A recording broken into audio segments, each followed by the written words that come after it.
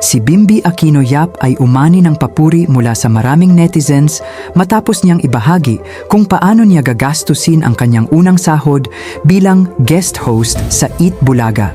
Nang tanungin siya kung sino ang una niyang ililibre, agad niyang sinagot, "My mom, of course, I have to."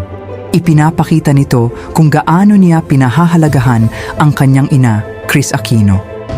Ibinunyag din ni Bimby na kalahati ng kanyang kinita ay idodonate sa charity bilang pagtupad sa pangako ng kanyang ina sa kanilang pari. Dahil dito, marami ang humanga sa kanyang pagiging mapagbigay at sa pagpapahalaga niya sa pangako ng kanilang pamilya. Natuwa rin si Bimby nang malaman niyang cash ang ibinigay na bayad sa kanya at pabiro niyang sinabi, "Wow, it's cash! I like cash!" Marami ring viewers ang pumuri sa kanyang guest hosting dahil nakita nila ang kanyang pagiging natural sa harap ng kamera at may mga nagsabing may pagkakahawig siya sa estilo ng kanyang ina sa pagho-host. Sa kabuuan, naging positibo ang reaksyon ng publiko dahil sa ipinakita ni Bimby na pagmamahal sa kanyang ina, pagiging mapagkawanggawa at pagiging simple at magaan ang personalidad.